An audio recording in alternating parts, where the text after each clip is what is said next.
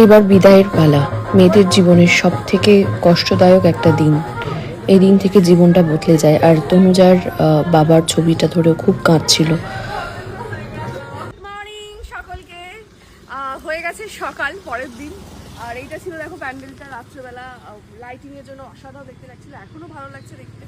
এইবারে আমরা পাশেই একটা হোটেলে ছিলাম, এই সামনেই হচ্ছে তনুজার বাড়ি, এখানে ভাইয়ের বউ সবাই আছে। এখন ওদেরকে নিয়ে বিদায়ের পালা। ওখানে গিয়ে দেখলাম অনেকেই আছে এখানে, এবং সবাই আমার সাথে ছবি তোলার জন্য অপেক্ষা করছিল। কারণ আমাকে ছোটবেলায় এনারা সকলেই দেখেছেন এবং আমার ভিডিও দেখেন, আমার সিরিয়াল দেখতেন। তো সমস্ত কিছু মিলিয়ে প্রচুর ভালোবাসা পেয়েছি এনাদের তরফ থেকে। থ্যাংক ইউ সো মাচ তার জন্য।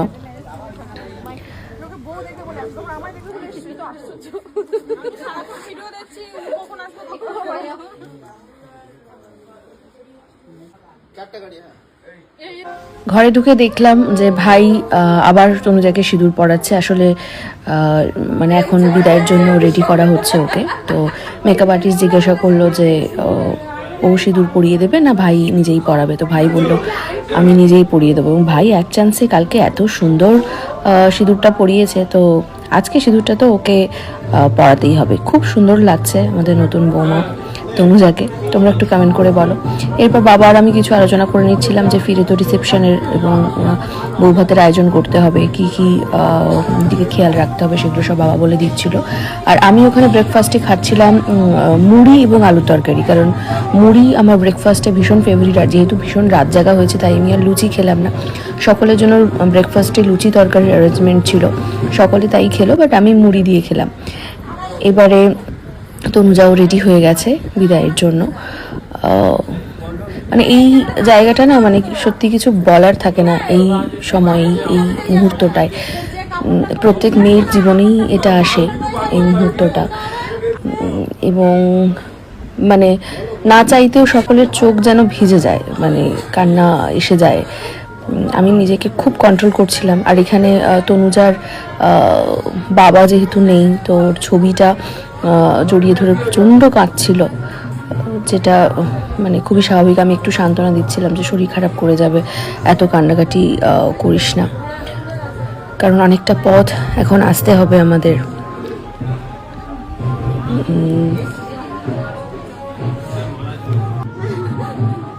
ভাইকেও বললাম যে ওকে একটু ধরতে, ওকে একটু সাপোর্ট দিতে। তো ভাই ওর সাথে সাথেই সারাক্ষণ ছিল, আমিও ছিলাম, যাতে ও একটু স্বাভাবিক হয়। অবশেষে ও মানে প্রচণ্ডই কাঁদছিল, ওকে থামানোই যাচ্ছিল না, যেটা খুবই স্বাভাবিক। তারপরে কিন্তু আমরা বেরোলাম বাইরে। নতুন বউকে কোলে তুলে বাড়ি ফিরল ভাই।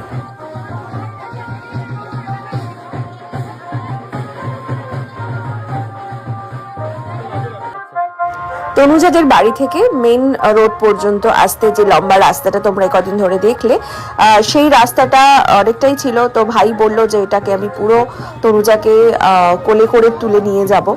বিষয়টা ভীষণ রোমান্টিক অ্যান্ড সুইট, এবং এতটা রাস্তা যেও নিয়ে যেতে পেরেছে সেটা মানে খুবই ভালো লাগছে।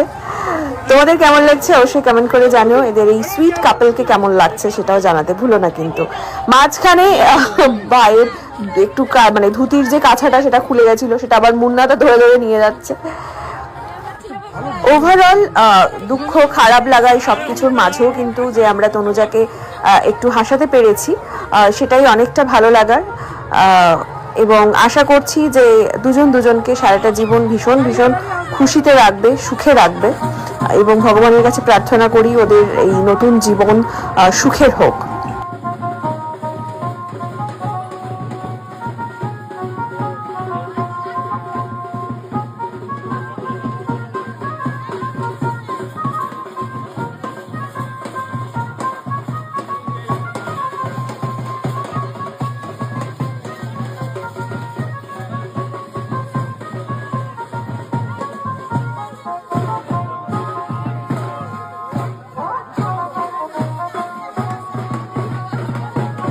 ভাইয়ের জুতো চুরি করে নিয়ে শালীরা সব টাকা দাবি করলো।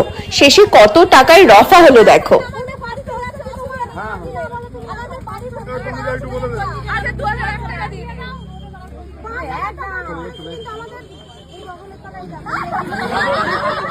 আচ্ছা আচ্ছা আচ্ছা হাওয়া হোক 2,500 টাকা হাওয়া হোক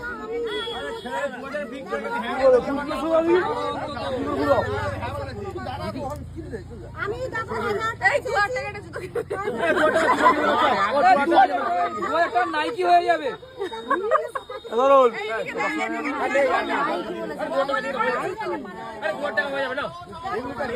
ইনি এখানে বগলে করে জুতোটা লুকিয়ে রেখে এনেছিলেন এখানে, তো আমি বলছিলাম এনাকে সমেত গাড়িতে তুলে নাও, তাহলে জুতো সমেত ওনাকেও নিয়ে চলে যাওয়া হবে। মানে নানা রকম মজার জিনিস ঘটছিল এখানে, যেটা হয় আর কি একটা বিয়ে বাড়িতে, শালীরা সবাই মানে জুতো চুরি করে এবং সেটা থেকে টাকা নেয়, অল যে সমস্ত মজাগুলো এখানে হয়, তো সেগুলোই হচ্ছিল। উনি তো নাছোড়বান্দা না, হবে না, জুতো দেবো না, 5,000 টাকা না হলে আলটিমেট 2,500 টাকায় রফা হলো।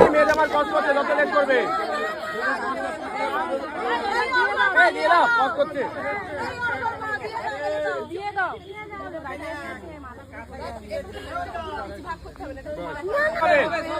হবে ছেড়ে দাও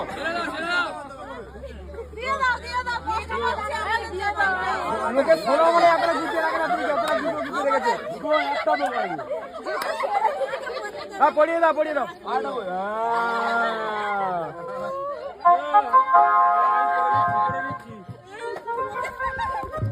পরে দিচ্ছি দাঁড়াও, আর একটা জুতো কই কি হচ্ছে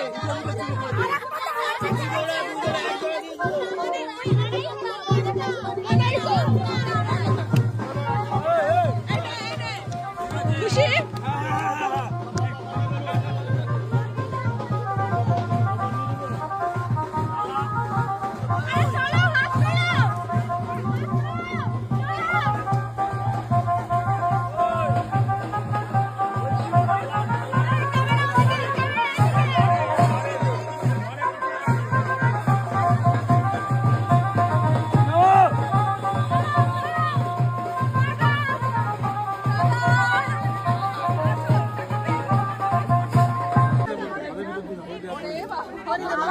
আবার মাল বাজার আছে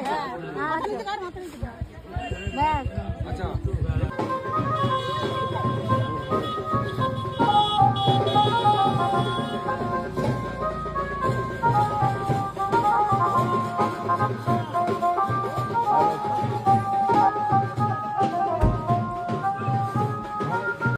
নৌকায় করে বউ নিয়ে বাড়ি ফিরলো ভাই।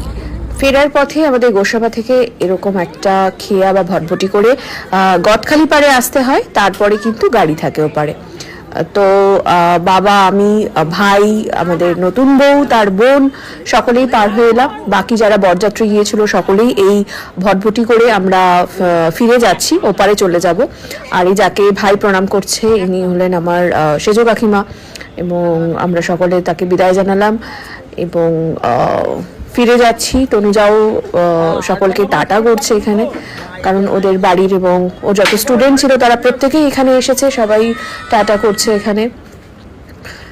এটা একটা অন্যরকম এক্সপিরিয়েন্স। তোমরা কারা কারা এরকম ভটভটি বা নৌকা করে বরযাত্রী গিয়েছো বা ফিরেছো কমেন্ট করে জানিও। এটা একটা অ্যাডভেঞ্চার ও লাগে। আর ছোটবেলা থেকে যেহেতু আমি এই অ্যাম্বিয়েন্সের মধ্যে বড় হয়েছি, ফলে আমার কাছে এটা ততটা মানে নতুনত্ব কিছু লাগে না। বাট যারা অনেকেই গিয়েছিল, যারা প্রথমবার গোসাবাতে গিয়েছো, তাদের তো ভীষণ এনজয় করেছে তারা প্রত্যেকেই। তোমরা কারা কারা সুন্দরবন গেছো কমেন্ট করে জানাতে ভুলো না কিন্তু। এবার এখানে কোথায় বসা হবে সেটা নিয়ে আলোচনা চলছে।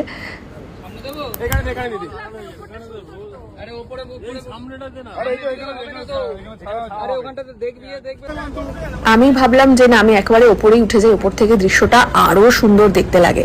চারিদিকে দেখতে পাচ্ছ শুধু ধুধু জল আর জল।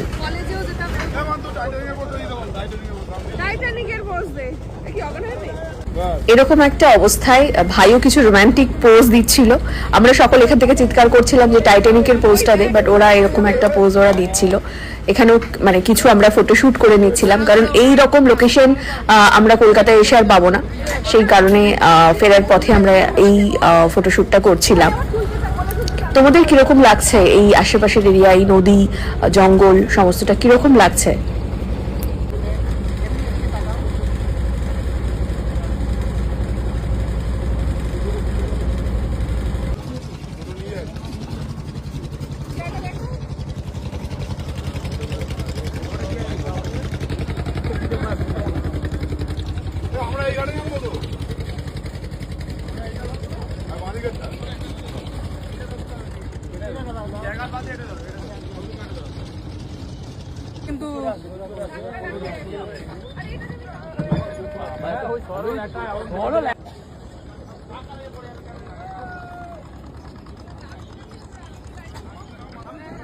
অবশেষে আমরা গদখালি পাড়ে পৌঁছালাম। এই খেয়াটা আমাদের ভটভটিটা দাঁড়ালো, আর দেখো চারপাশটা এরকম এত সুন্দর।